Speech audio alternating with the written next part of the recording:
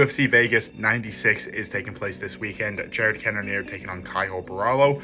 If you just want to see certain parts of this video, skip ahead. Timestamps are in the description. I'm going to be giving you my lock of the week, best bets, and then a quick breakdown of the whole card. I am recording this before UFC 305 is taking place, so fingers crossed I did well. I'll put my results on the screen now. I'm also going to put some of my bets that I hit as well. Lock of the week, fingers crossed, Luana Santos pulled off a masterclass. If not, there goes $250, but whatever. I'll also put some highlights of when I hit those lock of the week bets as well. So come on. Before I get into this video, I'm mad. Okay, the reason why I'm mad, nothing UFC related. I decided to go get a haircut, right? As you can see, compared to my last video, dead trim. Okay, they fucked up. But the barber, he had the razor, you know, whatever, and then he just went across my eyebrow. Why the fuck do I have no eyebrows now? And I couldn't just say, oh no, don't do the other one, because then I'm gonna have one thick eyebrow and then one short eyebrow. Don't know why he shaved off my eyebrows without asking. Craziest experience. So anyway, I'm mad because of that now. So yeah, what a piss off. Anyway, let's get back onto the UFC related shit. Lock of the week. Let's get into the lock of the week for this card, Vegas 96. Come on. That's right. Lock of the week is the main event himself, Caio Borralho. He's fighting at the Fighting Nerds gym. That gym right now is unstoppable. They don't seem to be losing. He's on an 8-fight win streak. He's a deadly assassin on the ground with slick submissions. He's dangerous on the feet, holds power, fast, dynamic, everything that you want there. Good footwork as well. He does have cardio. His last fight against Paul Craig looked good. He did get hit a few times. He does suffer against those kind of heavy wrestler kind of styles in the UFC, just like we saw in Jaws and Almeida. But he's fighting somebody like Cannonier, who's going to want to keep it on the feet. Cannonier is a slick boxer. Ground game, okay, you know, he's good takedown defense as well, so if anyone's trying to take him down, you know, he should be able to handle his own.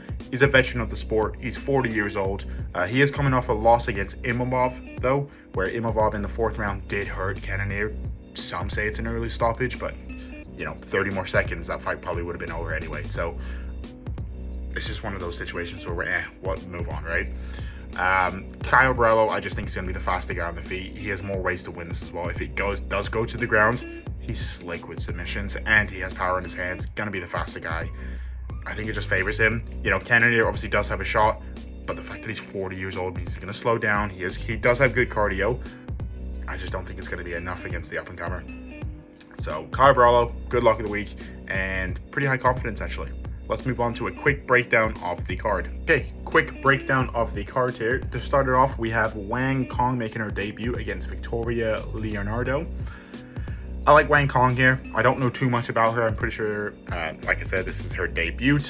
That being said, though, she is sick Muay Thai, and she's probably going to be very dangerous on the feet. Victoria, I feel like it's just a punching bag from what I've heard and from what I've seen of her.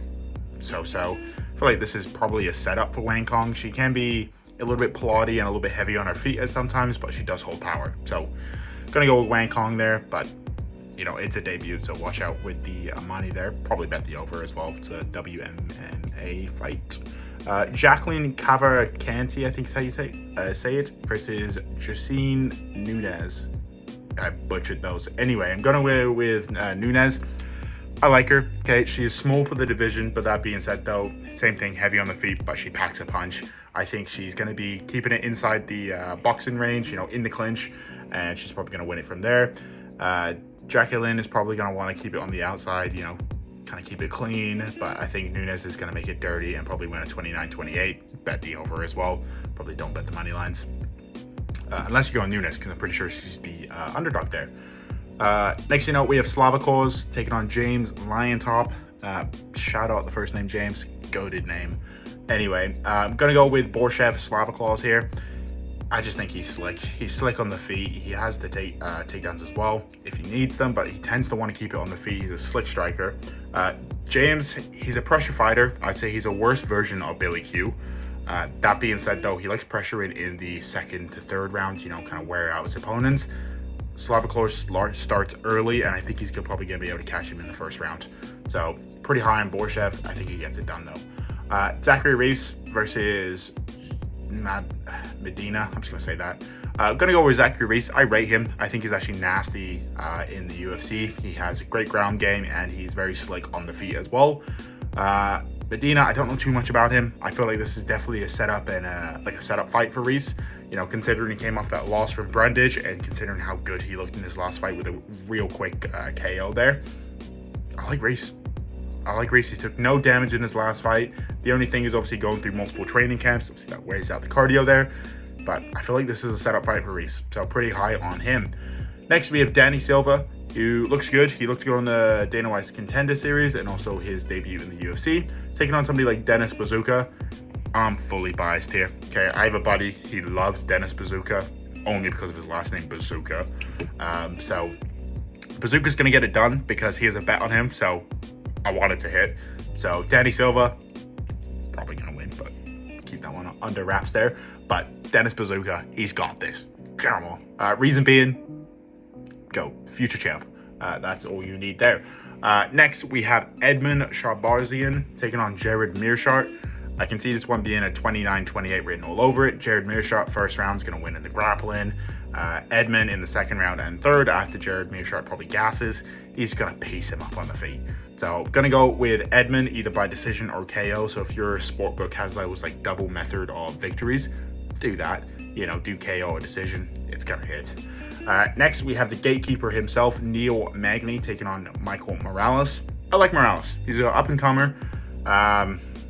He's slick, he's hungry, he has good power on the feet, good movements. Neil Magny, he's going to clinch or that's it.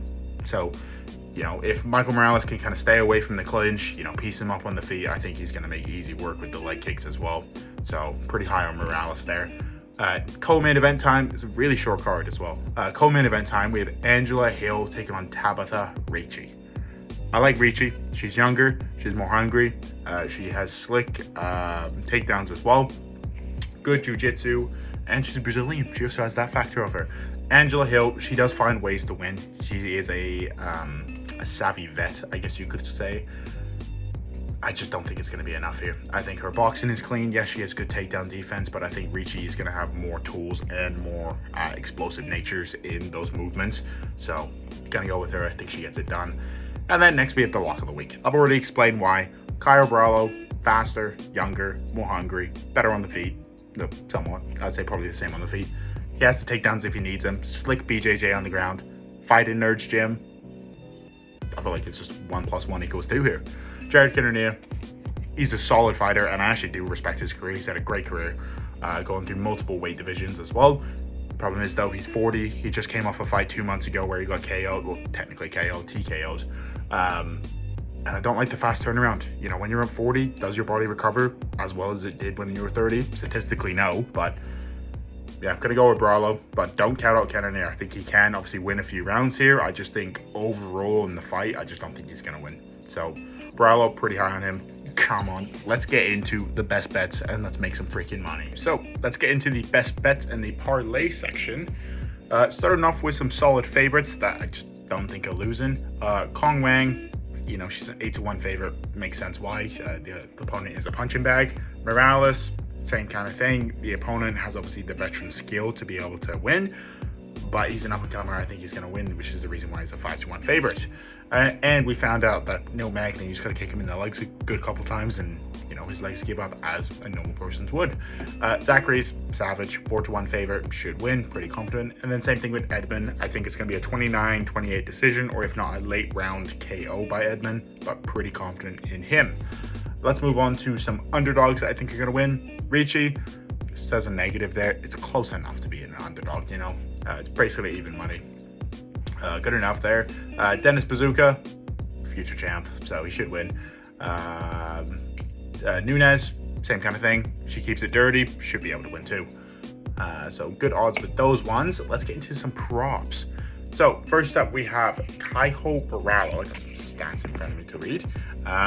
You know, KO or decision, two of his most confident things. He gets 31% of the time KO, 44 decision. So solid there. Michael Morales, same kind of thing. He's a 69% chance getting the KO, and decision-wise, he gets it 25% of the time. Zachary Reese with the KO or TKO, he gets that. Let's read off this, 67% of the time. Banging statistic. Nunes over 1.5.